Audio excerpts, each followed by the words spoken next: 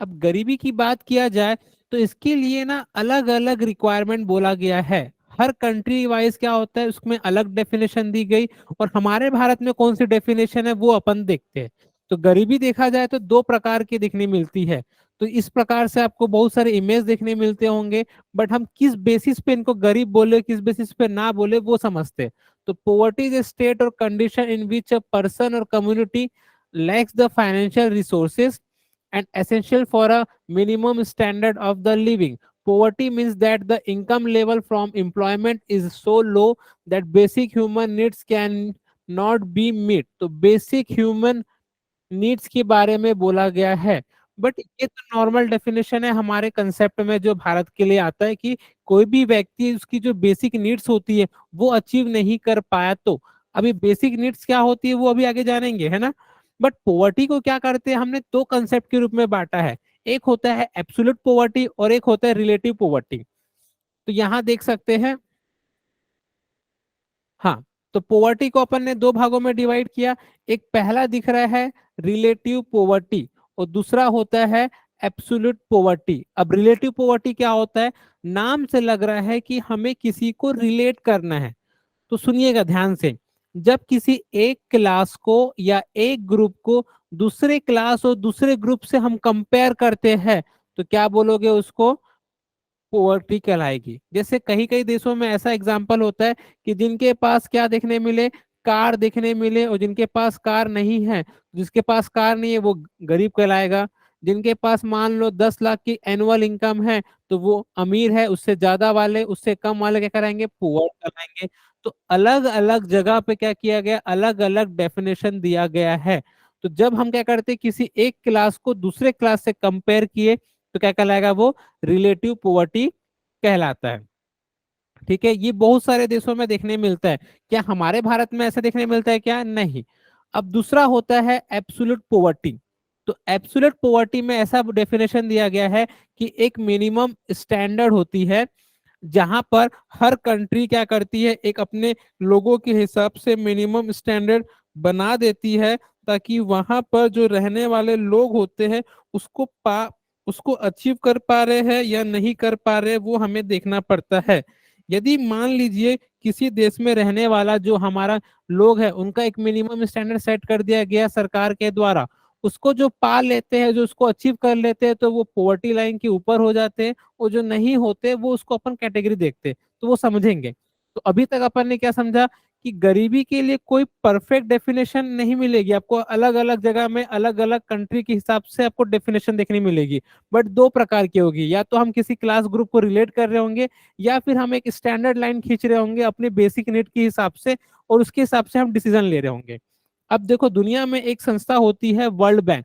तो world bank ने poverty का क्या डेफिनेशन दिया, उसके हिसाब से जो डेफिनेशन होता है वो पूरे दुनिया भर के लिए रहता है। तो पॉवर्टी के हिसाब से उसने क्या किया है, poverty is pronounced deprivation in well-being and compromise many dimension. It includes low incomes and the inability to acquire the basic goods and services necessary for survival with dignity. Poverty also encompasses low levels of health and education, poor access to clean water, sanitation, and inadequate physical security, lack of voice, and insufficient capacity and opportunity to better one's life. तो इसने कोई इंसान को अपनी जो basic need के अलावा उसके पर्सनल डेवलपमेंट या ग्रोथ के लिए क्या क्या चीज चाहिए ताकि वो अपने जीवन में बहुत ही सुखी तरीके से रह सके, उसको भी उसने क्या किया, इन्वॉल्व किया है। बट अपन ने जब देखा था एब्सोल्यूट पॉवर्टी में तो वहां पर अपन कोई बेसिक नीड की बात करेंगे, बट वर्ल्ड बैंक बोलता है कि नहीं, हर इंसान का क्या होता है, ह्यूमन राइट्स होता है। उसको उसके बेसिक नीड जो होते हैं, जैसे हम बात करते हैं रोटी, कपड़ा और मकान, उसके अलावा भी क्या होते हैं, उसे साफ पानी मिलना चाहिए, साफ हवा मिलना चाहिए, क्योंकि आजकल धीरे धीरे पॉल्यूशन इतना बढ़ते जा रहा है। साफ सफाई की व्यवस्था होना चाहिए, उसको बेसिक एजुकेशन होना चाहिए ताकि वो सही पता लगा सके, उसके हेल्थ अच्छा होना चाहिए, उसका क्या होना चाहिए, उसकी सिक्योरिटी अच्छी होनी चाहिए। इन सबको भी उसने क्या किया, कवर किया है वर्ल्ड बैंक ने। तो वर्ल्ड बैंक क्या है, एक इंटरनेशनल क्या है, ऑर्गेनाइजेशन है जो पूरी दुनिया के लिए एक प्रकार से क्या लाया है उसने, एक डेफिनेशन लाया पॉवर्टी का। अब वर्ल्ड बैंक क्या करता है, एक्सपेंडिचर के बेस पे क्या करता है, दुनिया में बोलता है कि यदि कोई व्यक्ति $2.10 से ज्यादा खर्चा करता है तो वो गरीब नहीं कहलाएगा। इससे कम खर्चा करने वाला व्यक्ति, ये पर डे की बात कर रहे हैं, क्या बोलोगे उसको, पोवर्टी बोलोगे। पहले ये हाल ही में चेंज हुआ, पहले इसका जो डेटा हुआ करता था वो हुआ करता था $1.90 हुआ करता था। अब आज के डेट में हमारे भारत में कितना चल रहा है, $1 इक्वल टू 82 रुपीज। अब इसको ले लेंगे तो कितना हो जाएगा, अराउंड अराउंड $200 हो जाएगा। तो क्या भारत में रहने वाला व्यक्ति डेली के $200 से ज्यादा खर्चा करता होगा अपने रोटी पे, कपड़े पे, मकान पे, और जो उसकी बेसिक नीड्स होती है? तो ऐसे बहुत सारे भाग्यशाली लोग होंगे जिनका क्या होगा, 200 से ज्यादा रुपए खर्चा करते होंगे। बट ऐसे बहुत ज्यादा लोग भी हैं हमारे भारत में जिनको 2 वक्त की बेसिक रोटी नहीं मिल पाती, कपड़े नहीं मिल पाते, प्रॉपर घर नहीं मिल पाता। तो ऐसे लोगों को क्या करना पड़ता है, हम गरीब बोलेंगे। बेचारे लोग क्या करते हैं, अच्छा घर नहीं मिलने पाता चाहे वो किसी भी कारण से, तो उन्हें रोड किनारे, ब्रिज किनारे ऐसे सोते हुए देखने मिलेंगे। या आपने बहुत बार देखा होगा ट्रैफिक सिग्नल में कि वो बेगिंग करने के लिए मजबूर हो जाते हैं। तो ये भारत की बहुत दयनीय स्थिति है। जानेंगे कि अलग अलग डेटा क्या किया गया है। बट इस वर्ल्ड बैंक ने क्या बोला है, 2011 की पॉपुलेशन के हिसाब से उस समय हमारे भारत में कितनी गरीबी हुआ करती थी, 21.9% of the population lives below the national poverty line in 2011। अब 2011 की पॉपुलेशन पता करते हैं क्योंकि उस समय हमारे भारत में जनगणना आई थी, सेंसस आई थी। उसके बाद से केवल अनुमान लगाए जा रहे हैं, कंप्लीट सेंसस तो आया नहीं है 2021 का। देखते हैं, चुनाव के बाद मिल सकता है। तो 2011 की सेंसस के हिसाब से हमारी पॉपुलेशन क्या थी, दुनिया की दूसरी सबसे बड़ी पॉपुलेशन थी आफ्टर चाइना। वो कितना था, 121 करोड़ लोग थे। अब 121 करोड़ का आप 21.9% कर लीजिए, तो आपको अराउंड कितने मिलेंगे, 25-26 करोड़ तो जरूर मिलेंगे। तो सोचिए, तो हमारे भारत में करीबन 25 से लेके 26 करोड़ लोग क्या है, गरीब है। तो इतनी बड़ी पॉपुलेशन को क्या किया गया, वर्ल्ड बैंक ने अपने दायरे से माना है कि वो डेली के $1.90 से भी कम खर्चा करते होंगे। इतनी तो किसी देश की पॉपुलेशन नहीं होती जितनी हमारे भारत में गरीबों की संख्या बताई गई। तो ये बहुत ही सेंसिटिव इशू है। आज से 50-60 सालों से नारा लगाया जा रहा है, गरीबी हटाओ देश बचाओ। बट ये एक ऐसा मुद्दा है जहाँ सरकार ट्राई तो करती है, बट किसी न किसी कारण से, चाहे बहुत सारे रीजन होते हैं, वो पूरा नहीं हो पाता। और ये मुद्दा केवल एक अखबार में एक सब्जेक्ट के रूप में किताबों में बंद हो जाता है। ना ही हमारी मीडिया कवर करेगी, ना ही कोई उतना अच्छा मसालेदार जो न्यूज होता है ताकि उनको भी मजा आना है ना। हम भले ही दुनिया भर की अलग सलग बातें करेंगे, बट ये जो गरीबी के मुद्दा है या फिर बेरोजगारी का मुद्दा, ये कोई उठाना नहीं चाहता। बिकॉज लोगों की भी गलती है, क्योंकि लोग उसको इंटरेस्ट नहीं लेते। तो ये सोचने वाली बात होगी कि हमारे भारत में केवल ये वर्ल्ड बैंक के हिसाब से बताया कि 25 से 26 करोड़ लोग गरीब है। ये 2011 का डेटा है। उसके बाद तो बहुत सारे चेंजेस देखने मिले, वो भी समझते। हाँ, तो जो मैंने बताया कि 2 प्रकार की क्या देखने मिलेगी, पोवर्टी देखने मिलेगी। एक होती है हमारी एब्सोल्यूट पोवर्टी, दूसरी क्या होती है, रिलेटिव पोवर्टी। पहले रिलेटिव पोवर्टी पे देख लेते हैं क्योंकि वो सिंपल है। हमारे भारत में जो देखने मिलेगी वो क्या देखने मिलेगी, आपको मिलेगी इंडिया में देखने मिलेगी, वो है एब्सोल्यूट पोवर्टी। तो उसको अपन डिटेल में जानेंगे कि भारत में क्या है, किसको बोलेंगे किसको नहीं। अब रिलेटिव पोवर्टी क्या बोलते हैं, जैसे मैंने बताया था कि एक क्लास को दूसरे क्लास से अपन कंपेयर कर रहे हैं। तो it is defined from the social perspective that is living standard compare, देखो कंपेयर करने बोल रहे हैं यहाँ पर, compared to the economic standards of the population living in surrounding. Hence, it is a measure of income inequality. Usually, relative poverty is measured as the percentage of the population with income less than fixed proportion of medium income। तो वो अलग अलग relate करते हैं कि यदि आपकी income इससे कम है तो आप गरीब कहलाओगे, आपके पास ये सामान नहीं है तो गरीब कहलाओगे, ये चीज नहीं है तो गरीब कहलाओगे। तो यहाँ पर हमको क्या करना है, कंपेयर करना है। ये तो बहुत सिंपल सा है। अब ध्यान दीजिए, एब्सोल्यूट पोवर्टी क्या बोलता है। अब एब्सोल्यूट पोवर्टी बोलता है a condition where household income is below a necessary level to maintain basic living standards बोल रहा है। बेसिक लिविंग स्टैंडर्ड्स जिसमें अपन रोटी, कपड़ा, मकान, this condition makes it possible to compare between different countries and also over time। तो हर इंसान की basic need होती है क्या, रोटी, कपड़ा और मकान, उसको अचीव नहीं कर पाता है तो क्या कर पाएगा, उसको हम क्या बोलेंगे, गरीबी की क्या करेंगे, उसको कहा जाएगा। अब देखते हैं इसमें और क्या देखने मिलेगा। हाँ, तो अब देखते हैं भारत में पोवर्टी एस्टिमेशन इन इंडिया। हाँ, सुनिएगा ध्यान से। पहले एक संस्था हुआ करती थी, नेशनल सैंपल सर्वे ऑर्गेनाइजेशन, जो देश में अनएम्प्लॉयमेंट रेट और गरीबी का रेट निकालती थी। साथ में एक और संस्था हुआ करती थी, सीएसओ, सेंट्रल स्टैटिस्टिकल ऑफिस, ये देश में नेशनल इनकम और इन्फ्लेशन निकालने का ट्राई करती थी। तो 2019 में सरकार ने दोनों को मर्ज कर दिया और क्या संस्था बना दिया, एनएसओ। अब एनएसओ के द्वारा ही national income, inflation, unemployment, poverty, ये सब निकाला जाता है।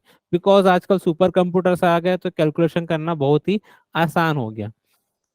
तो हमारे यहाँ पर क्या होती है, संस्था एनएसओ निकालती है, जो मिलेगी ministry of statistics and programme implementation. अब 2015 में क्या बनाया गया था, नीति आयोग बनाया गया था। तो नीति आयोग क्या करती है, एनएसओ से डाटा लेती है और अपने हिसाब से क्या करेगी, वो बताएगी भाई देश में क्या चल रहा है क्या नहीं। तो कोई पूछे कि पोवर्टी निकालता कौन है, तो निकालता है एनएसओ, मिनिस्ट्री बता दीजिएगा। तो poverty estimation in India is carried out by Niti Aayog task force through the calculation of poverty line based on the data captured by NSO। तो डेटा कौन लेता है, NSO। वो किसको दे देगा, वो नीति आयोग को, under the ministry of statistics and programme implementation. तो नीति आयोग से पहले एक संस्था हुआ करती थी, उसको बोलते थे प्लानिंग कमीशन। तो प्लानिंग कमीशन डिसाइड करती थी किस राज्य को कितना पैसा मिलना है कितना नहीं, ताकि जो हमारा जो उद्देश्य है, चाहे एग्रीकल्चर हो, इंफ्रास्ट्रक्चर हो, गरीबी हो, उसको दूर करते थे। तो अभी नीति आयोग की जिम्मेदारी है, वो देखता है कि भाई भारत किस क्षेत्र में पिछड़ा हुआ है और क्या करने चाहिए और भविष्य में हम क्या कर सकते हैं। अब poverty line estimation in India is based on the consumption expenditure not on the income level। तो ध्यान से सहिएगा कि अभी हम लोग रिलेटिव में क्या पढ़ा था कि हमने इनकम के लेवल पे हम डिसाइड नहीं करते कि भाई कौन सा अमीर है कौन सा गरीब है। हम क्या देखते हैं कि कोई व्यक्ति किसी चीज में कितना कंजप्शन करता है कितना नहीं। तो यहाँ पर हमने क्या किया, हमने देखा एक्सपेंडिचर, कि कोई चीज सामान खरीदता है, रोटी के लिए, कपड़ा के लिए, मकान के लिए, ये इस चीज में कितना खर्चा करता है कितना नहीं, उसके बेस पे हम बताएंगे। तो कोई पूछे भारत में किस बेस पे क्या करते हैं, पोवर्टी निकालते हैं, तो बोलोगे एब्सोल्यूट पोवर्टी चलती है भारत में। किस बेस पे निकालेगा, तो वो निकालेगा एक्सपेंडिचर के बेस पे निकलता है, नॉट की इनकम के बेस पे, नॉट की क्या बोलते हैं घर के बेस पे, नॉट की हमारे पास क्या है, कार है कि व्हीकल है।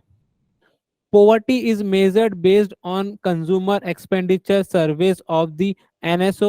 A poor household is defined as one with an expenditure level below a specific poverty line। हाँ, अब ये कौन डिसाइड करेगा कि भाई क्या बेस पे लाइन होना चाहिए क्या नहीं। तो उसके लिए अभी अपन आगे पढ़ेंगे, अलग अलग कमिटी बैठी हुई है। तो पहले हम लोग क्या करते थे, इंसान के बेसिक नीड के लिए तीन चीज करते थे, फूड, क्लॉथ, हाउस, रोटी कपड़ा मकान। ये इंसान का बेसिक नीड था, बेसिक चीजें थी, तो ये हर इंसान को मिलना चाहिए। 2 सेकंड।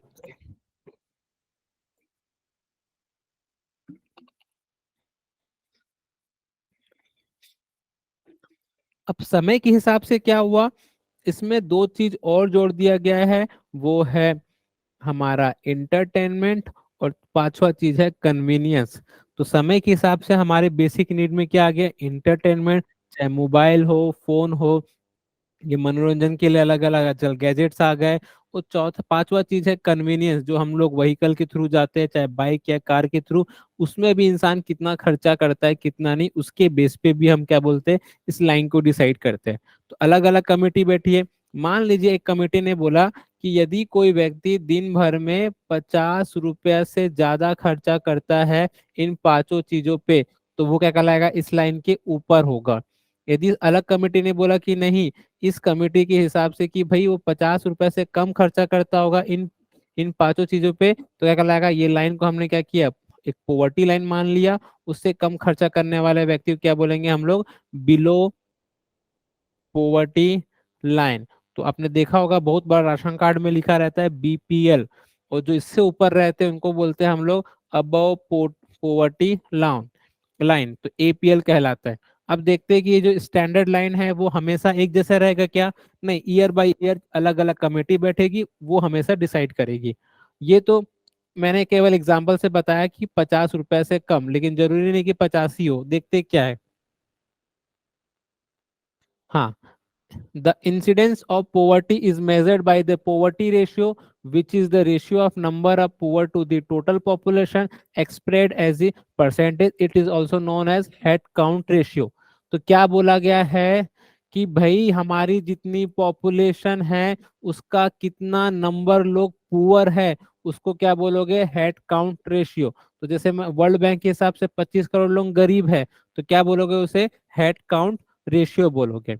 अब इसके लिए अलग अलग कमेटी बैठी थी। जो सबसे पुरानी कमेटी है वो बताई गई थी 1879 में, जिसको बोलते थे अलग कमेटी।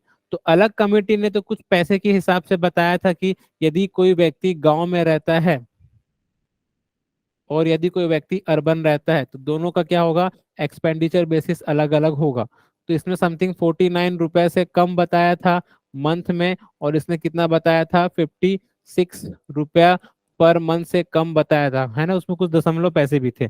तो इससे उससे कम खर्चा करने वाला व्यक्ति क्या कहलाएगा, गरीब कहलाएगा। ये पर मंथ की बात हो रही है, पर डे की बात नहीं हो रही होगी। सोचो, यदि कोई गांव में रहने वाला व्यक्ति 49 रुपए से कम खर्चा कर रहा है, वो भी महीने का, एक दिन की बात नहीं की जा रही है, महीने की। बट एक कमेटी कब आई थी, 1979। तो ये बहुत पुरानी कमेटी है, ऑलमोस्ट 40-45 साल हो गए, जहां पर एक एक रुपए की वैल्यू हुआ करती थी। तो ये तो हमेशा क्या हो जाएगा, समय के हिसाब से अलग अलग कमेटी आएगी तो ये चेंज हो जाएगी। बट उसने जो दूसरी चीज बताई थी वो थी कैलोरी की बेस पे भी क्या निकाल सकते हैं हम लोग, गरीबी बता सकते हैं। वो आज तक चल रही है। तो कैलोरी मतलब हम जो भी खाना खाते हो तो उसमें क्या मिले, कोई ना कोई क्या बोलते हैं, कैलोरीज लिखी होती है। तो आप जो भी फूड खाएंगे तो इस प्रकार से किलो कैलोरीज ऐसे लिखा रहता है। रोटी खाए, चावल खाए, जितना भी अपन चीज वीज बटर पाव भाजी जो भी खाएंगे, पिज्जा विज्जा, सब में कैलोरी लिखा रहता है। तो उसमें क्या बताया, सीधी सी बात है कि गांव में रहने वाला व्यक्ति खेती किसानी करता है, ज्यादा मेहनत करता है, इसीलिए उसे ज्यादा खाने की रिक्वायरमेंट है। तो क्या बोला गया है, यदि कोई रूरल इलाके में रहता है तो वो दिन भर में कितना कंजप्शन करना चाहिए, उसे 2400 कैलोरी होना चाहिए। और अर्बन इलाकों में रहता है तो कितना होना चाहिए, क्योंकि गांव अर्बन में इलाके में क्या होता है, कंपेयर टू कम काम करते हैं लोग, इसलिए यहाँ पर कितना बोला गया, 21 कैलोरी। तो यदि आप दिन भर में कोई भी खाना खाते हैं, चाहे रोटी चपाती, चावल पूड़ी पाव भाजी पिज्जा जो भी खाते हैं, तो आप देखिएगा कि आपका 2100 कैलोरी से ज्यादा है कि कम है। क्योंकि अपन अर्बन सिटीज में मैक्सिमम लोग रहते हैं, तो रूरल इलाका में क्या होगा, हमारा कंजप्शन थोड़ा सा बढ़ना चाहिए, बिकॉज वहां पर मेहनत क्या है, ज्यादा है। तो 24 कैलोरी, 2400 कैलोरी है, और यहाँ पर क्या है, 2100 कैलोरी की बात होती है। तो उम्मीद है कि सब लोग इसको आराम से पास करते हैं। अब ये ना सोचिए होगा कि आज मंगलवार है, बुधवार है, तो मेरा उपवास है तो मैंने नहीं खाया तो हम लोग गरीब हो गए। नहीं, ये ऑन एन एवरेज की बात की जाती है। ओके। अब इसके अलावा समय के हिसाब से कमेटी बदलेगी। उसके बाद जो अगली कमेटी आई थी, लकड़ावाला कमेटी 1993। अब इस कमेटी ने क्या बोला कि यार, अलग कमेटी ने जो रिकमेंडेशन बताई वो तो अच्छी है, बट भारत में प्रॉब्लम क्या है कि भारत जो राज्य है, उस समय 18-19 राज्य हुआ करते थे।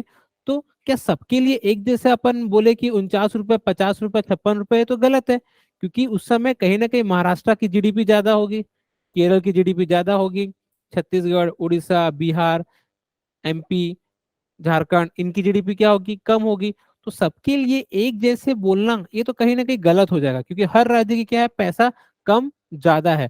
तो लकड़ा वाला कमेटी ने कोई स्पेसिफिक एक जैसा डेटा नहीं बताया, तो उस समय 18 राज्यों में ये घूमे और अलग अलग राज्यों को उनकी जीडीपी और उनके इनकम के हिसाब से उन्होंने अलग अलग डेटा बताए।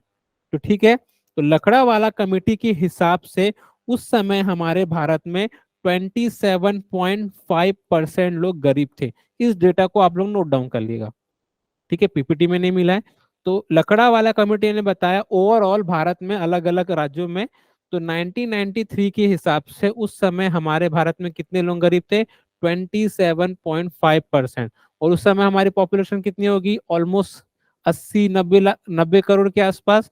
तो आप सोच सकते हो, तो मतलब 20-22 करोड़ लोग तब भी गरीब कहाँ जाते थे। तो आप देखिए कि भारत में गरीबी का डेटा क्या है, कभी खत्म ना होने वाला डेटा है। और ये एक ऐसा डेटा है कि जो बढ़ते जा रहा है, बढ़ते जा रहा है, बट सरकार ट्राई तो करती है, बट वो ग्राउंड लेवल में अच्छे से इम्प्लीमेंट नहीं हो पाता। अब दूसरी जो सबसे महत्वपूर्ण इंपोर्टेंट आई थी, ये देखिए, सचिन तेंदुलकर नहीं लिखा है, सुरेश तेंदुलकर कमेटी लिखा है। ठीक है, वो उनके भाई वो अलग है, कोई इनका रिश्ता वस्ता कुछ नहीं है। तो ये है सुरेश तेंदुलकर कमेटी, ये दिख रहे होंगे आपको। ओके, तो इन्होंने 2019 में डेटा बताया, सेम रूरल के हिसाब से और अर्बन के हिसाब से। तो इन्होंने बोला जो गांव में रहते उनके लिए अलग होना चाहिए, शहरों में रहते उनके लिए अलग होना चाहिए। इन्होंने क्या बताया, यदि कोई रूरल इलाके में रहता है और 27 रुपीज पर डे से कम खर्चा करता है, या 816 पर मंथ से कम खर्चा कहता है, तो क्या कहलाएगा? गरीब कहलाएगा।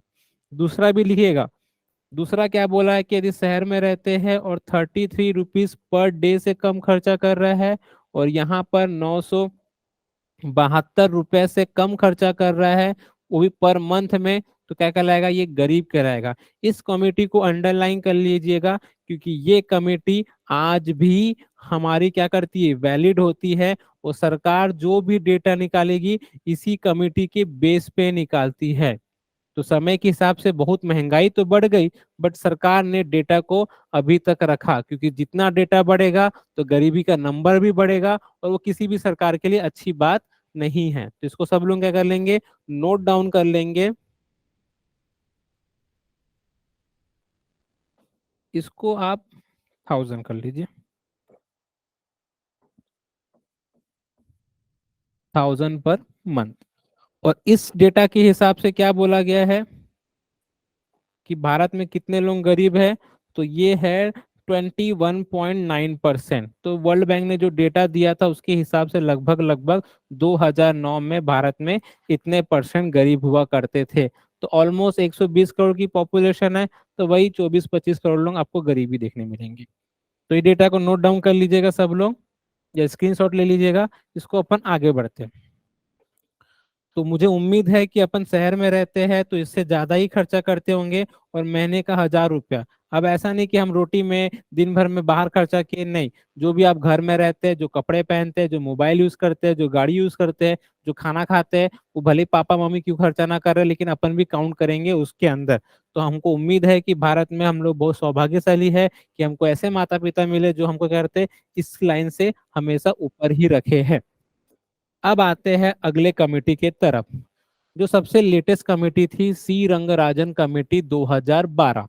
अब इसने क्या बोला कि भाई ये जो मंथली बताया, डेली भी लिख लेंगे, ये है 972 रूरल इलाकों के लिए, 1407 क्या है? अर्बन। तो इसके लिए है 47 पर डे की बात की गई थी, और इसके लिए बात की गई थी 32 रुपीज पर डे की बात की गई थी।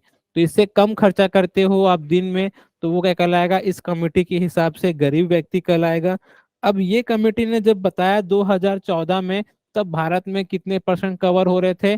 29.5% कवर हो रहे थे। तो इस कमेटी की जो रिपोर्ट आई थी वो आई थी 2014 में। 2012 में एक कमेटी बनी थी, और 2014 में इसकी रिपोर्ट आई थी। अब 2014 आते आते हमारी पॉपुलेशन भी 125 करोड़ हो गई। तो 125 करोड़ का 29%, तो ऑलमोस्ट 32-33 करोड़ जा रहा है। तो आप सोचिए, किसी भी देश की पॉपुलेशन इतनी नहीं होती चाइना को छोड़ के, है ना, उतना तो केवल हमारे भारत में क्या दिख रहा है? गरीबी दिख रहे है। तो ये सबसे बड़ा क्या रहेगा? हमारा क्वेश्चन मार्क रहेगा। इसीलिए भी सरकार ने क्या किया, इस कमेटी जो सी रंगराजन दिख रहे, इस कमेटी को अभी तक बेस मान के पॉवर्टी नहीं निकालते। आज भी हम 2009 की कमेटी के रिकमेंडेशन को क्या के बेस मानते। सोचो समय के हिसाब से आप देखिए हमारे भारत में महंगाई कितनी बढ़ गई। 2009 में कैसी महंगाई थी, हम जब छोटे होंगे तो हमें पता भी नहीं होगा। और आज देखिए 2023 चल रहा है, हर सामान की प्राइस डबल तिबल 4 गुना हो गई। बट जो पोवर्टी का डेटा है, एक्चुअल डेटा है, वो हमें पता नहीं चल रहा है। लॉकडाउन से पहले डोनाल्ड ट्रंप जो यूएसए के पूर्व राष्ट्रपति थे, वो भारत आए थे, अहमदाबाद आए थे। तब सरकार ने गरीबी का डेटा बताया था कि हमारे भारत में गरीब कम है। पिछले 10 साल में 2009 से लेकर 19 तक हमने करीबन 16-17 करोड़ लोगों को गरीबी से बाहर निकाला है। सरकार अपने लेवल पर ट्राई करती है, सरकार स्कीम तो लाती है, बट प्रॉब्लम क्या होता है, प्रॉब्लम है ग्राउंड लेवल में इम्प्लीमेंट नहीं होता। हम यहाँ खुद अभी गवर्नमेंट एग्जाम की तैयारी कर रहे हैं, तो कितने लोगों को यहाँ पर सरकार की स्कीम्स के बारे में पता होगा कि सरकार हमें क्या क्या तरीके से हेल्प कर रही है, बिल्कुल नहीं पता होगा। तो जो लोग इससे दूर रहते हैं, न्यूज से दूर रहते हैं, तो उनको बिल्कुल नहीं पता होता कि सरकार कौन सा स्कीम उनके लिए ला रही है। किसका काम होता है, ग्राउंड लेवल में बैठे ऑफिसर्स का काम होता है, कि जो भी सरकार के द्वारा अपॉइंटमेंट लोग होते हैं। बट क्या होता है, because of lack of good governance, corruption, ये ऐसे बहुत सारी चीज होते हैं, जिसके कारण क्या होता है, वो जो बेसिक फैसिलिटी स्कीम की मिलनी चाहिए वो पहुंच नहीं पाती, इसलिए वो पोवर्टी के ट्रैप में फंस जाते हैं। और जिनके पास पहले से इनकम ज्यादा है, तो वो करप्शन के रूप में अपनी जेब भरते रहते, उनको ही फायदा हो जाता है। तो सरकार की स्कीम तो अच्छी है, सरकार लाती भी तो है, बट ग्राउंड लेवल में इम्प्लीमेंट नहीं हो पाता। तो ये 2019 की बात है, तब सरकार ने बोला कि हमने 10 करोड़ गरीब लोगों को बाहर निकाल दिया, 10 साल में 16-17 करोड़ लोगों को। बट उसी के जस्ट बाद 2020 में क्या आ गया था, मार्च महीने में कोरोना लॉकडाउन। तो करीबन 5 करोड़ से ज्यादा लोग बेरोजगार हो गए थे। मैक्सिमम लोगों की सैलरी आधी हो गई थी। तो जो लोगों के पास पैसा सेविंग थे, वो लोग वापस क्या हो गए, पोवर्टी के ट्रैप में फंस गए। तो जितने लोग गरीबी से बाहर नहीं निकले थे 10 साल में, 1 साल के अंदर उससे ज्यादा लोग क्या हो गए, वापस गरीबी के ट्रैप में फंस गए। तो कहीं ना कहीं इसके लिए हम सरकार को जिम्मेदार तो नहीं बोल सकते। ये एक ऐसा समय था जहां पर सरकार ट्राई तो की थी, बट उनके हाथ में अभी बहुत सारी चीजें नहीं हो पाती। तो ये हमको देखने मिली। तो उसके बाद 1 साल के बाद अलग अलग एस्टिमेट कमेटी आती है, वो उन्होंने क्या बताया कि भाई यदि 2021 में हम क्या कर रहे, सी रंगराजन कमेटी के हिसाब से माने, तो उस समय लॉकडाउन के बाद हमारे भारत में 55 करोड़ लोग गरीब थे। और यदि सुरेश तेंदुलकर कमेटी के हिसाब से माने तो कितने करोड़ लोग गरीब थे, 45 करोड़ गरीब। तो ये है रियलिटी ऑफ भारत। भारत में बहुत ज्यादा गरीबी है। अभी हाल ही में रिपोर्ट आई थी जहां पर बताया था दुनिया में सबसे ज्यादा गरीब लोग कहाँ मिलेंगे, भारत। बिकॉज पॉपुलेशन ज्यादा है, सेकंड नंबर पे आपको नाइजीरिया मिलेगा, परसेंटेज के मामले में वो ज्यादा होगा। लेकिन हमारे यहाँ पर क्या है, पॉपुलेशन ज्यादा है, तो इतने गरीब मिलेंगे कि क्या हो जाएगा, इतना किसी देश की पॉपुलेशन नहीं मिलेगी चाइना के बाद। तो ये लॉकडाउन के बाद का जो सर्वे हुआ था उसके हिसाब से, इस कमेटी के हिसाब से 55 करोड़, और इस कमेटी के हिसाब से 45 करोड़। और ये डेटा केवल अखबार के पन्नों में छुप के रह जाता है, ना हमारी मीडिया बताएगी, ना ही आजकल के मीम्स और फालतू के यूट्यूबर्स। इसीलिए ये डेटा हमको जानना पड़ेगा कि भाई आखिर हार्श रियलिटी क्या है हमारे भारत में। तो उम्मीद है आपको सबको समझ में आएगा, डेटा के माध्यम से आप आसपास जरूर देखते होंगे। उम्मीद है कि इस क्लास के बाद थोड़ा बहुत सीखेंगे और किसी न किसी अनजान व्यक्ति की हेल्प करेंगे। तो ये है सरकार का डेटा। अब आते हैं इसके कारण क्या है, बहुत सारे क्या होते हैं हमारे रीजन देखने मिलते हैं। पहला है पॉपुलेशन एक्सप्लोजन। तो ये तो सीधी सी बात है कि 150 करोड़ पॉपुलेशन को सुबह का नाश्ता, दिन का खाना, शाम का नाश्ता, रात का खाना, पानी, बिजली, कपड़े, घर प्रोवाइड करना बहुत ही कठिन काम होता है किसी भी देश की सरकार के लिए। बट सरकार ने अभी तक किसी प्रकार से मैनेज किया और आगे भी करते रहेगी। बट उसमें कुछ ना कुछ तो कमियां देखने मिलेगी। अब उस कमी का कारण क्या होता है, हमारी जो पोवर्टी है वो अभी कम नहीं हो पा रही है। इंदिरा गांधी जी के जमाने में एक नारा दिया गया था, गरीबी हटाओ देश बचाओ, आज से 50 साल पहले। तो उनका तो पता नहीं, लेकिन अभी तक तो गरीबी का कोई पता नहीं चला कि वो हटी कि नहीं हटी, कि वापस बढ़ गई। तो population expansion, India's population has steadily increased through the years. During the past 45 years, it has risen at the rate of 2.2% per year, which means an on average about 17 million people are added to the country's population each year. This also increase the demand for consumption goods tremendously. तो ऐसा कहा जाता है कि हर साल 17 million मतलब almost 1 million मतलब 10 लाख, तो 10 मिलियन मतलब 1 करोड़, तो 17 मिलियन आप समझ सकते हैं किसको बोलेंगे। तो हर साल 1.7 करोड़ लोग क्या हो रहे हैं, भारत की पॉपुलेशन में ऐड हो रहे हैं। मतलब 2 करोड़ मान लीजिए आप घुमा के। तो जैसे ही 2023 खत्म होगा, 2 करोड़ भारत में ऐड, 24 खत्म हुआ, 2 करोड़ ऐड।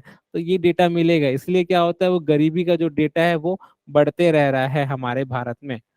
तो अभी सरकार स्कीम लाना चाहेगी, अलग अलग तरीके से ट्राई भी करती है, बट ये पॉपुलेशन तो अभी कम ना होने का नाम है। नेक्स्ट है लो एग्रीकल्चर प्रोडक्टिविटी। तो एक्चुअली क्या है, भारत में सबसे ज्यादा जो 40% एम्प्लॉयमेंट है वो प्राइमरी सेक्टर में देखने मिलता है। और आपको पता है कि हमारे भारत में जो एग्रीकल्चर प्रोडक्शन हो तो रहा है, बट उनको मुनाफा नहीं होता, बिकॉज उनको क्या करना पड़ता है, कहीं ना कहीं जो मीडिएटर होते हैं उनके थ्रू हम तक सामान पहुंचाना पड़ता है, तो मीडिएटर इसका फायदा उठा लेते हैं। तो a major reason for poverty in the low productivity in the agriculture sector, the reason for low productive is manifold. chiefly it is because of fragmented and subdivided land holdings, lack of capital, illiteracy about new technology in farming, the use of traditional method of cultivation, wastage during storage। तो क्या बोल रहा है कि हमारे भारत में समय के हिसाब से टेक्नोलॉजी को एडॉप्ट नहीं किया गया, वही पुराने तरीके से खेती किसानी की जा रही है।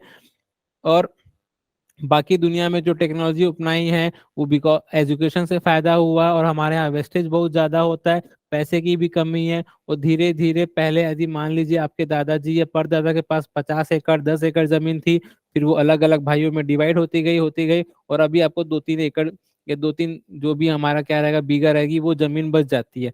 तो यदि छोटी जमीन रहेगी तो क्या करेंगे, हम ज्यादा उसमें इन्वेस्टमेंट भी नहीं कर सकते, इसीलिए प्रोडक्शन क्या होता है हमारा कम देखने मिलता है। तो प्रोडक्शन कम होगा तो मुनाफा कम होगा, मुनाफा कम होगा तो इनको फायदा नहीं मिलेगा, एक ट्रैप हो जाती है।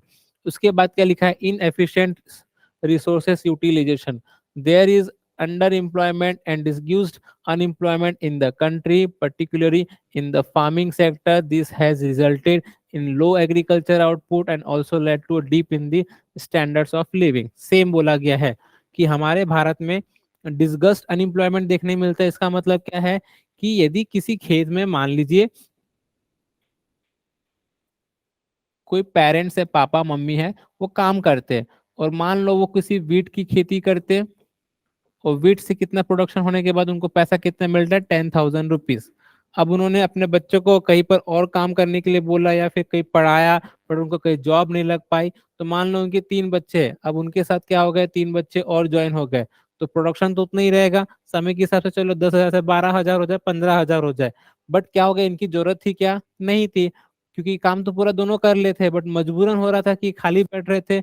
तो प्रोडक्शन कितना हुआ, 10,000। अब पहले 10,000 दो लोग में डिवाइड हो रहा था, अब 10,000 3 4 5 में डिवाइड होगा। तो हम काम तो कर रहे हैं, बट हमारी प्रोडक्टिविटी क्या हो रही है, जीरो हो रही है। इसके कारण भी क्या होता है, हमें गरीबी दिखने मिलती है। नेक्स्ट है low rate of economic development. Economic development has been low in India especially in the first 14 years of independence before the LPG reforms in 1991। तो हमारे भारत में सबसे बड़ा चेंजेस कब देखने मिला, जब देश में 1991 में लिबराइजेशन, प्राइवेटाइजेशन और ग्लोबलाइजेशन लाया गया था। पहले हमारे भारत में बहुत ज्यादा कानूनी राज हुआ करता था। किसी भी कंपनी को ओपन करने के लिए सरकार से परमिट लाइसेंस लेना पड़ता था, या फिर कोई प्राइवेट कंपनी ओपन नहीं कर सकती थी, या फॉरेन से कोई कंपनी इन्वेस्टमेंट नहीं कर सकती थी, डायरेक्ट कंपनी ओपन नहीं कर सकती थी। तो ये सब के कारण क्या था, अनएम्प्लॉयमेंट बहुत ज्यादा था, और हमारी इकोनॉमिकल ग्रोथ भी क्या थी, स्लो थी, बिकॉज पहले क्या था कि करप्शन भी बहुत ज्यादा थी और सरकार के हाथ में कंट्रोल था। Next है price rise. Price has been studied in the country, and this has added to the burden the poor carry. Although a few people have benefited from this, the lower income groups have suffered because of it and are not even able to satisfy their basic minimum wants। तो जैसे मैंने आपको पहले ही बताया कि समय के हिसाब से हमारी महंगाई रेट धीरे धीरे बढ़ती जा रही है, बट जो इंसान की बेसिक इनकम होनी चाहिए वो नहीं बढ़ पा रही है, बिकॉज ऑफ पॉपुलेशन ज्यादा है। तो कहीं भी आप जॉब मांगने जाएंगे तो वो स्टार्ट करेंगे कि भाई जितना जल्दी हो सके इनको कम से कम सैलरी में रखा जाए। तो वो ग्रोथ नहीं हो पाती है, इसी कारण उनकी इनकम नहीं बढ़ पाती, और वो यदि महंगाई ज्यादा बढ़ गई तो उसका नुकसान देखने मिलता है। Unemployment is another factor causing poverty in India. The ever increasing population has led to a higher number of job seekers. However, there is not enough expansion in opportunity to match the demand for job. जो मैंने कहा कि भारत में सबसे बड़ी समस्या क्या है, बेरोजगारी।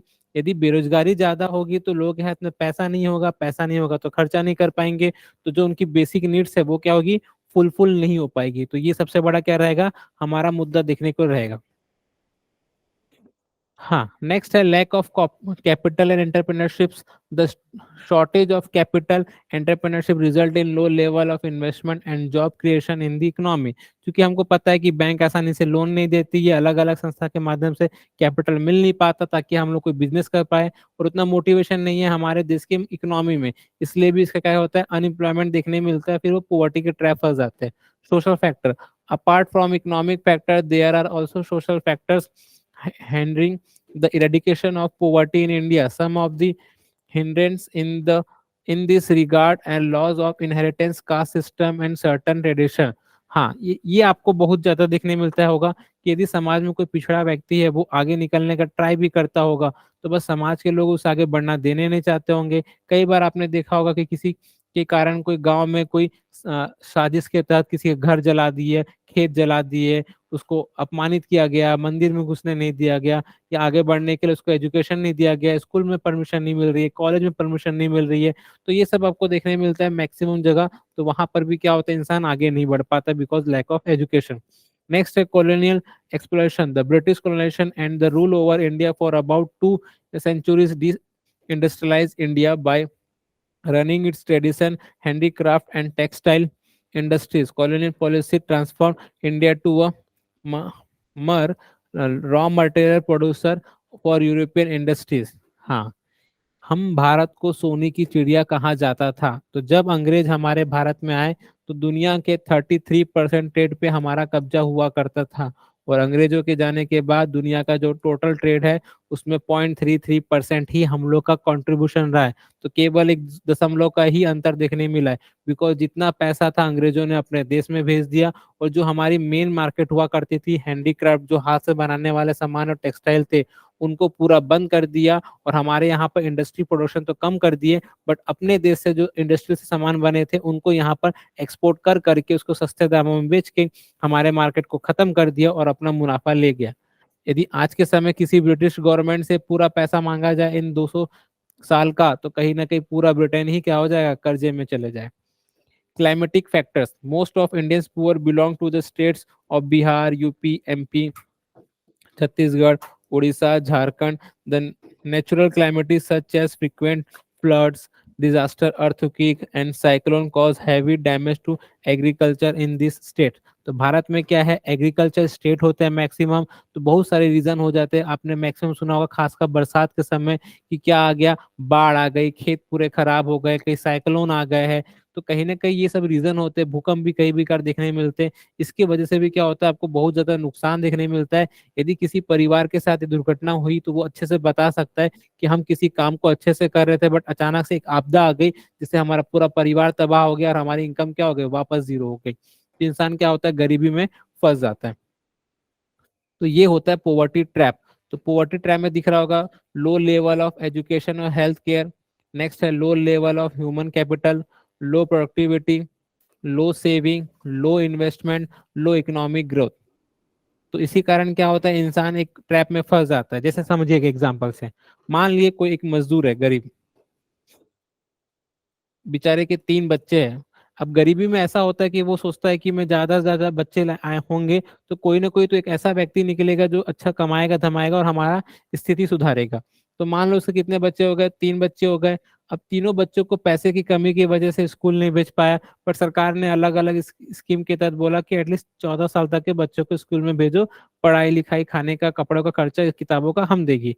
तो मान लो बेचारा 14 साल तक वो स्कूल गया, उसके बाद पैसे नहीं थे आगे की पढ़ाई के लिए, तो स्कूल से बाहर निकल गया, तो ज्यादा एजुकेशन नहीं ले पाया, फिर वो किसी छोटे मोटे दुकान में कहीं काम करने लगा। और वही मान लो एक कोई व्यक्ति है, कपूर कपूर का, जिसकी क्या है, अच्छे खासे एक या दो बेटे हैं या तीन भी बेटे हैं, इन पे अच्छा एजुकेशन पे खर्च किया जा रहा है, ट्यूशन भेजा जा रहा है, अच्छे अच्छे स्कूल में कॉलेज में भेजा जा रहा है अच्छे अच्छे डिग्री के लिए। और जब वो व्यक्ति पढ़ लिख के आगे आता है, तो कहीं ना कहीं जब कंपटीशन आएगा मार्केट में, उसको कहीं पर काम करने जाना है, तो एक वेल सूट बूट पहना हुआ व्यक्ति और एक बेचारा अन थोड़ा सा कम पढ़ा लिखा व्यक्ति, तो सामने वाला जो कंपनी होगा इसी को पहले जॉब देने के इस बारे में सोचेगा। तो बेचारा व्यक्ति क्या हो जाएगा, अनएम्प्लॉयमेंट हो जाएगा। फिर वो सोचेगा चलो ठीक है, पाया तो मेरे बच्चे आगे निकल पाएंगे। इस प्रकार से क्या करेगा, फिर वो तीन चार बच्चे होंगे और सेम साइकिल चलते रहेगा और एक क्या हो जाएगा, ट्रैप हो जाएगा। इसीलिए गरीबी से निकलने का एकमात्र रीजन है एजुकेशन। इसीलिए बचपन से हमें कहा जाता था हमारे पिताजी और माता के द्वारा कि पढ़ो बेटा पढ़ो, जितना हो सके पढ़ो, क्योंकि एजुकेशन ही एक ऐसा तरीका है जहां से हम अपने पोवर्टी को क्या कर सकते हैं, बाहर निकाल सकते हैं। आजकल तो अलग अलग तरीके भी आ गया, फिर वो इंस्टाग्राम और टिकटॉक वीडियो बना के भी आप निकल सकते हो, देखते हैं। हाँ, तो अब पोवर्टी को कैसे हटाएंगे, सबसे बड़ा मेन मुद्दा। तो अभी तक हमने देखा कि दो प्रकार की पोवर्टी होती है, वर्ल्ड बैंक ने क्या बोला है, भारत में कौन सी पोवर्टी है, सी रंगराजन कमेटी ने क्या बोला है, फिर हमारा उसमें क्या क्या रीजन होते हैं, क्या क्या कारण होते हैं। अब देखते हैं कि सरकार क्या स्कीम चला रही है। तो सरकार, मैंने बताया, इंदिरा गांधी जी के जमाने से ही क्या कह रही है, सरकार स्कीम चल रही है, बट प्रॉब्लम क्या है कि वो ग्राउंड लेवल में क्या होता है, अच्छे से इम्प्लीमेंट नहीं होता है। इसके कारण क्या होती है, गरीबी हट नहीं पाती। तो पहला स्कीम क्या है, integrated rural development programme. It was introduced in 1978-79 and universalised from 2 October 1980, aim at providing assistance to the rural poor in the form of subsidy and bank credit for productive employment opportunity through success period. तो समय के हिसाब से क्या बोला गया कि rural इलाकों में हमें फोकस करना है, ज्यादा से ज्यादा क्या करना है, उन्हें जॉब देना है, ताकि अलग अलग तरीके से उनको सब्सिडी दी जाए या फिर पैसों के थ्रू वो अपनी कोई ना कोई जॉब प्रोड्यूस कर सके। नेक्स्ट है जवाहर रोजगार योजना या जवाहर ग्राम समृद्धि योजना। The GRY was meant to generate meaningful employment opportunity for the unemployed and underemployed in rural areas through the creation of economic infrastructure and community and social assets. तो क्या बोला गया है कि हमें अनएम्प्लॉयमेंट को ही कम करना है, खासकर रूरल इलाकों में, क्योंकि सबसे ज्यादा बेरोजगारी आपको वहां देखने मिलेगी। बिकॉज यदि आप कोई खेती किसानी करते हो तो 6-8 महीना कोई अपनी खेती किसानी की, 3-4 महीना आपके हाथ में क्या होता है, जॉब नहीं होता। तो ऐसे समय में आपको जॉब प्रोवाइड करना है, तो इसके थ्रू सरकार की स्कीम थी। नेक्स्ट है रूरल हाउसिंग इंदिरा आवास योजना। आदि के समय क्या बोलोगे इसको, अटल आवास योजना। यदि कांग्रेस की सरकार आएगी तो इंदिरा आवास योजना, जवाहर आवास योजना, राजीव गांधी आवास योजना। बीजेपी आएगी तो अटल आवास योजना, फिर अलग अलग स्कीम के नाम आएंगे। तो Indira Awas Yojana program aims to providing free housing to below poverty line families in rural areas and main targets to would be the household for SC/ST।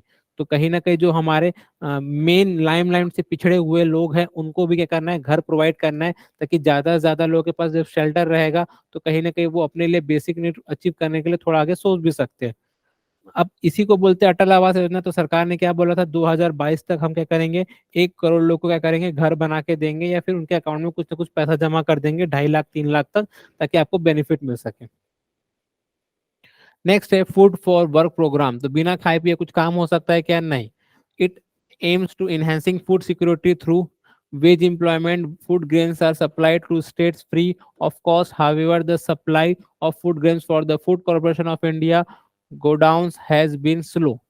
तो आपको पता है कहीं ना कहीं बिना खाए पिए कोई काम नहीं होगा। तो हमारे यहाँ पर एक संस्था होती है FCI, जो खाना को स्टोर करती है। तो वो चाहती है कि कम से कम प्राइस में राज्यों को दिया जाए, ताकि राज्यों के थ्रू लोगों को बहुत ही कम प्राइस में या फिर फ्री में खाना दिया जाए। नेक्स्ट है national old age pension scheme. This pension is given by the central government. ध्यान दीजिएगा, ये सेंट्रल गवर्नमेंट की स्कीम है। The job for implementation of this scheme in states and union territory to given to panchayat and municipalities. The state contribution may vary depending on the state. The amount of old age pension is 200 per month for applicant age 60 to 79. For applicant age above 80 years, the amount has been revised to 500 per month according to the 2011-12 budget. It is a successful venture। तो क्या बोला गया है कि अभी भी मिलती है ओल्ड पेंशन योजना। तो पहले ऐसे मिलती थी, यदि कोई 60 से 79 के बीच का व्यक्ति है तो महीने कितने मिलेंगे उसे 200 रुपया। यदि 80 रुपये से ऊपर का, 80 एज के ऊपर का है तो क्या मिलेंगे महीने के 500, ताकि वो किसी पे डिपेंड ना हो। क्योंकि आपको पता है कि आजकल हमारी जो मेंटेलिटी है दिन पे दिन नहीं बढ़ती जा रही है। हम एज ए एक एज के आने के बाद अपने माँ बाप को एज ए बोझ समझते हैं। तो जिन माँ बाप ने हमको पाला है, पोसा है, बड़ा किया, एजुकेट किया है, हमें इस लायक बनाया कि हम अपने पैरों में खड़े हो सकते, तो कुछ समय आने के बाद केवल थोड़े अभिमान या घमंड के कारण हम उनको छोड़ देते हैं, तो बहुत गलत बात है। तो वो क्योंकि हम ऐसा क्यों करते हैं, क्योंकि आज के समय वो हम पे डिपेंड है, वो हमारे काम नहीं आएगी। ये मेंटेलिटी यदि उन्होंने अपनाया होता हमारे जब छोटे थे तब, तो फिर बात ही अलग होती। इसलिए हमें समझना चाहिए और ये जो विचारधारा है उसको चेंज लाना चाहिए कि जो काम हमारे माँ बाप हमारे लिए किया वो काम दुनिया में कोई व्यक्ति नहीं कर सकता। चाहे तीसरा व्यक्ति हमारे जीवन में जो आता है वो कुछ समय के लिए, लेकिन जो माँ बाप होंगे वो हमेशा हमेशा अच्छा ही चाहेंगे। इसलिए सबसे एक आइडिया रहेगा, सजेशन रहेगा कि अपने माँ बाप की हेल्प करिए, क्योंकि इनसे अच्छा कोई नहीं मिलेगा। तो ये आपको देखने ना मिले कि उन पे ज्यादा डिपेंडेंसी हो जाए, इसलिए भी सरकार के द्वारा स्कीम चलाया गया था। नेक्स्ट है अन्नपूर्णा स्कीम। तो नाम से लग रहा है अन्नपूर्णा स्कीम मतलब खाने संबंधित होगा। This scheme was started by the government in 1999-2000 to provide food to senior citizen who can not take care of themselves and are not under the national old age pension scheme and who have no one and take care of them in village. The scheme would provide 100 kg of free food grains a month for the eligible senior citizens. They mostly targets group of poorest of the poor और इंडिजिनेंट senior citizen. तो same जो pension दिया गया तो खाना भी देना पड़ेगा, उसी के तहत स्कीम के तहत खाना भी देने की बात की गई। संपूर्ण ग्रामीण रोजगार योजना। The main objective of the scheme continues to be generation of wage employment, creation of durable economic infrastructure in rural areas, provision of food and nutrition security of the poor। अब सबसे बड़ी प्रॉब्लम क्या है, जो आप लोग cities होते हैं जहां पर 1 लाख से ज्यादा की पॉपुलेशन होती है, तो आपने मैक्सिमम समय देखा होगा कि ट्रैफिक में कोई ना कोई बैगिंग मांगने आ रहा है, या फिर आपने देखा होगा कोई बेचारे मजबूर होके रोड किनारे सोना पड़ रहा है या ब्रिज के नीचे सोना पड़ रहा है। वो इसलिए हो रहा है क्योंकि लोग क्या करते हैं, गाँव से शहरों की तरफ काम ढूंढने की तलाश में आते हैं, बट यहाँ पर काम नहीं मिल पाता, तो बेचारों के पास पैसे की कमी की वजह से उनको ऐसा काम करना पड़ता है। बट यदि हम गांव में ही अच्छे इंडस्ट्री, इकोनॉमिक इंफ्रास्ट्रक्चर डेवलप कर ले, तो लोग गांव से शहरों में नहीं आएंगे, तो हमें जो गरीबी देखने मिलती है वो भी कम देखने मिल सकती है। इसके लिए बात लाया गया।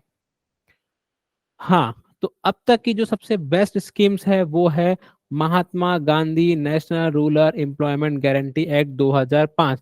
पहले इसको नरेगा बोलते थे, बट 2008 में क्या बोला गया, मनरेगा। तो सीधी सी बात है, महात्मा गांधी जी के नाम पे है। तो 2 अक्टूबर 2005 को लाया गया था गांधी जी जयंती में। फिर 2008 में इसका नाम अपग्रेड कर दिया गया है। पहले केवल नरेगा ही बोला जाता था, अब क्या किया गया, मनरेगा बोला गया है। तो गांधी जी क्या बोलते थे, हमारे फादर ऑफ द नेशन, यदि किसी भी देश का डेवलप करना है तो क्या करो, गांव का डेवलप करो। यदि गांव का विकास होगा तो क्या होगा, देश का विकास होगा। तो इसी उद्देश्य से पूर्ण करने के लिए सरकार ने क्या लाया कि अनएम्प्लॉयमेंट को दूर किया जाए। तो सरकार 365 दिन तो रोजगार नहीं दे सकती, तो उनको पता है कि गांव में लोग 6 7 8 महीना कई खेतों में काम करते, बाकी समय अनएम्प्लॉयमेंट रहते, तो क्यों ना 365 में से 100 दिन क्या करेगी सरकार, आपको रोजगार देगी। इस रोजगार के बदले क्या होगा, आपसे कोई काम कराया जाएगा, उसके बदले 150 से 200 रुपया दिया जाएगा। और जो आपका घर है उसके 5 किलोमीटर के अंदर ही आपको कोई काम कराया दिया जाएगा, नहीं तो उसके बदले पैसा दिया जाएगा। तो ये एक प्रकार से स्कीम लाई गई थी। और सोचो 2005 से लेके ये अभी तक स्कीम चल रही है। भले ही इसने यूपीए गवर्नमेंट के समय लाया गया था, बट ये अभी तक रन कर रही है, क्योंकि कहीं ना कहीं इसका फायदा है। तो पहले मनरेगा मतलब रूरल हुआ करता था, अब आपको अर्बन भी देखने मिलता है। तो गरीबी दूर करने के लिए हमें क्या देना पड़ेगा, एम्प्लॉयमेंट और education. The act provides 100 days assured employment every year to every rural household. One third of the proposed jobs would be reserved for women. The central मतलब क्या बोला गया, जितना भी जॉब देंगे उसमें से 1/3 किसको मिलना चाहिए, women. The central government will also establish national employment guarantee fund. तो ये फंड रहेगा। The similarly state government will establish state employment guarantee fund. For implementation of the scheme under the program, in an applicant is not provided employment within 15 days, she will be ये आ जाएगा हमारा she, and he will be entitled for a daily unemployment allowance. तो यदि उसको 15 दिन तक कोई job नहीं मिल पाता है, इस प्रकार से आपने देखा होगा काम करते हुए, तो उसको 15 दिन के अंदर जॉब दे दी जाएगी, नहीं तो डेली के इतने पैसे दिए जाएंगे। Next national rural livelihood mission Aajeevika 2011. It involves out the need to diversity the needs of the rural poor and provide them jobs with regular income on a monthly basis.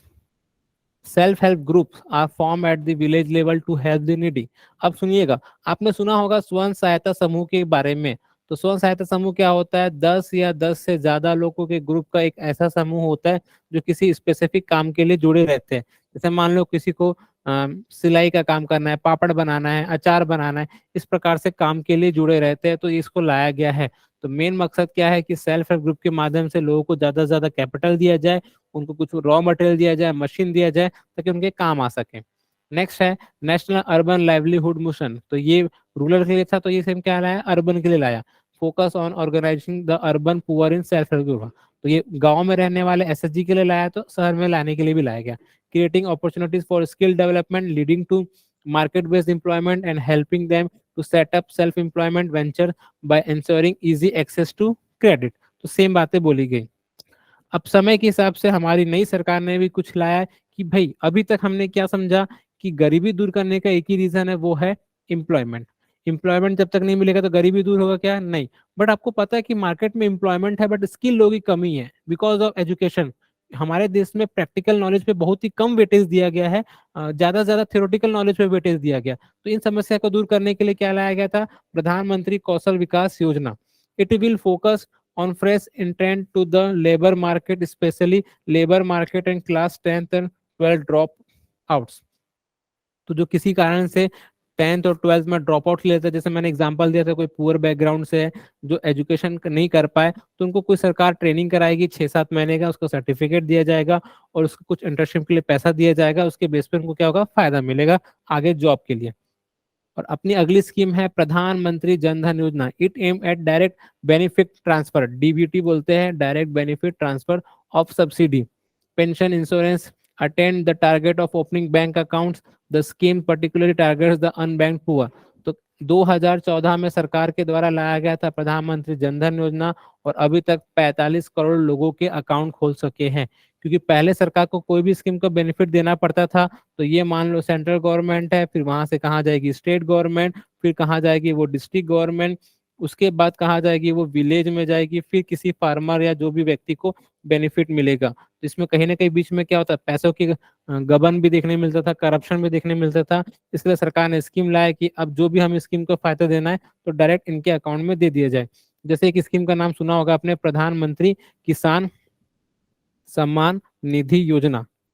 तो प्रधानमंत्री किसान सम्मान निधि योजना के तहत क्या है? सरकार हर किसान जिसके पास 5 हेक्टेयर से कम की जमीन है, तो उनको साल भर में क्या होती है? 6,000, 2,000 रुपए करके 6,000 क्या करती है? प्रोवाइड करती है. तो अब क्या होता है? सरकार उनके डायरेक्ट अकाउंट में डाल देती है, तो बीच का जो करप्शन है वो हमारा बच जाता है, ताकि उसकी जो बेसिक नीड्स है वो फुलफिल हो सके, जो भी खेती किसानी के लिए उन्हें पैसे की रिक्वायरमेंट है. तो उम्मीद है कि आपको आज का क्लास पूरा समझ में आया होगा. एक बार हम जाने से पहले गो थ्रू कर देते हैं कि हमने क्या क्या पढ़ा है क्लास में. तो अपन ने इंट्रोडक्शन देख लिया कि भाई गरीबी क्या होता है. उसके बाद वर्ल्ड बैंक के हिसाब से बोला कि हर इंसान को एक ह्यूमन राइट्स होते हैं. उसके हिसाब से अपन ने बोला कि पॉवर्टी दो प्रकार की होती है, एब्सोल्यूट और रिलेटिव. कोई पूछे भारत में कौन सी है, तो बोलोगे इंडिया में एब्सोल्यूट पॉवर्टी है. एब्सोल्यूट पॉवर्टी में अपन ने देखा था कि निकालता कौन है? एनएसओ निकालता है, ministry of statistics and programme implement के थ्रू. किस बेस पे निकालेगा? एक्सपेंडिचर के बेस पे निकालेगा. उसके बाद अपन ने देखा था कि अलग अलग कमेटी बोली गई है. अलग कमेटी क्या होगी उसने बताया था, 49 और 56 से कम खर्चा कर रहे हो मंथ में. लकड़ा वाला कमेटी ने अलग बताया. सुरेश तेंदुलकर कमेटी जो आज भी इसी के बेस पे निकाला जाता है, सी रंगराजन कमेटी. उसके बाद देखे तो अपन ने रीजन क्या होते हैं, तो ये अपन ने पॉपुलेशन, लो एग्रीकल्चर, उसके बाद insufficient resources, low rate of economic price rise, एक और छूट गया अनएम्प्लॉयमेंट, तो हमेशा मुद्दा ही रहेगा. Lack of capital, social factors, colonial expansion, climate factors, और फिर ट्रैप मैंने बताया था इंसान फंस जाता है बोल के. उसके बाद अलग अलग उसको दूर करने के सरकार की स्कीम है. आईआरडीपी होता है, फिर जवाहर ग्राम समृद्धि योजना हो गया, फिर इंदिरा आवास योजना जिसको अटल आवास योजना बोलते हैं, फूड वर्क प्रोग्राम, फिर एनओएपीएस अपन ने देख लिया था, अन्नपूर्णा स्कीम, खाना दिया जाएगा, उससे पहले वाले में पेंशन दिया जाएगा, रोजगार दिया जाएगा, नाम से लग रहा है. सबसे अच्छी स्कीम कौन सी है? मनरेगा, जो आज तक काम कर रही है. उसके बाद सरकार ने रूरल लाइवलीहुड जो एसएसजी के लिए लाया था, एक अर्बन के लिए लाया था.